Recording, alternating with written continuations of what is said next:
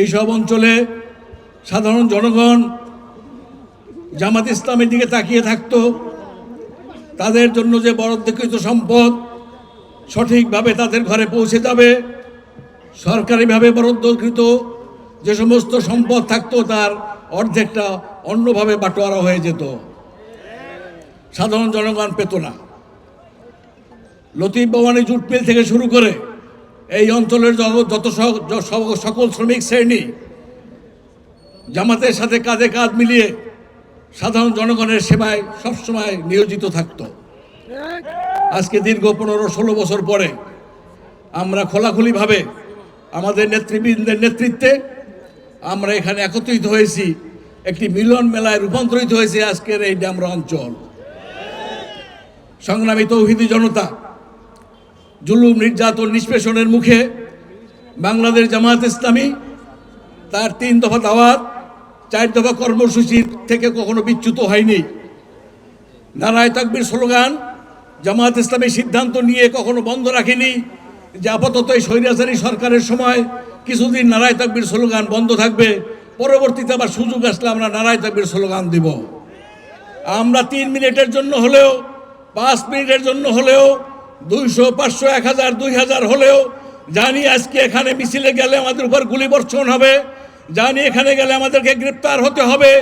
এই ধরনের জুলুমের মুখেও এখানে তৌহিদি জনতা নারায়ে তাকবীর আল্লাহু আকবার স্লোগানে মুখরিত করে রেখেছিল। আল্লাহর শ্রেষ্ঠত্ব ঘোষণার ক্ষেত্রে জামাত ইসলামী জীবন চলে গেছে, কিন্তু কখনো এর থেকে বিরত হয়নি, নিবৃত হয়নি। জামাত ইসলামী আল্লাহর আইন চায়, সৎ লোকের শাসন চায়। এটা শুধু স্লোগানে বিশ্বাস করে না, বরং সৎলোক তৈরি করছে, সৎলোক তৈরি করে জাতির সামনে উপস্থাপন করেছে এবং সৎভাবে নেতৃত্ব দেওয়ার কারণে তাদেরকে জীবন দিতে হয়েছে, জেলখানায় তাদেরকে মরতে হয়েছে। সর্বশেষ পর্যায়ে যখন আওয়ামী লীগ বিদায় হবে তার কিছুদিন পূর্বে আল্লামা দেলোয়ার হোসেন সাঈদীকে পরিকল্পিতভাবে ওই পিজি হাসপাতালে এনে হত্যা করা হয়েছে। তার জানাজাটা পর্যন্ত ঢাকা মহানগরীতে দিতেও হয়নি। জানাজার দরকার নেই, জানাজা তো আসমানে হয়েছে। আর আজকে এই কর্মী সম্মেলন দেখিয়ে দিচ্ছে যদি ওই শহীদ নেতৃবৃন্দের জানাজা ঢাকায় করা যেত তাহলে তখনই এই জনগণের বানে ভেসে যেত ওই স্বৈরাচারী শেখ হাসিনা সরকার। ভেসে গেলে তো আর পাওয়া যেত না, এই জন্য পালিয়ে যাওয়ার ব্যবস্থা হয়েছে, পালাতে হয়েছিল তার বাবাকেও।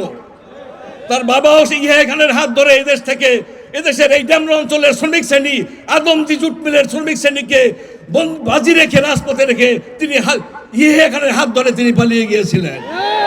পালানোর অভ্যাস আওয়ামী লীগের, জামাত ইসলামী পালায় না। মীর কাসেম আলী বিদেশে যাওয়ার পরেও আবার ফেরত এসেছে। জামাত পালাতে জানে না, কারণ তারা আল্লাহু আকবারের স্লোগানে বিশ্বাস করে, আল্লাহর একত্ববাদে বিশ্বাস করে, সেটাই প্রতিষ্ঠিত করতে চায়।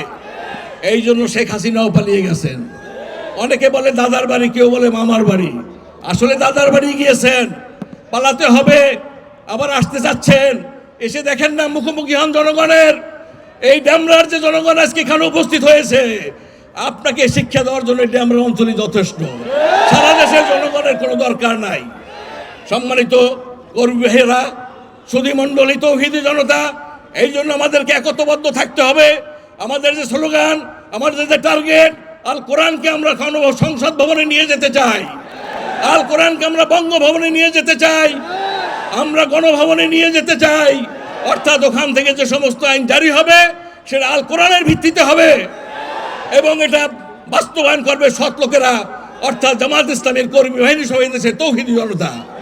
এদেশে তৌহিদ জনতার মনের হৃদয়ে স্পন্দনে কালেমা, আল্লাহর দাসত্ব এবং রাসূলের আনুগত্য এবং কথা ও কাজের বৈষম্য দূর করে একটি বৈষম্যহীন সমাজ কায়েম করার জন্য বাংলাদেশ জামাত ইসলামী কাজ করে যাচ্ছে।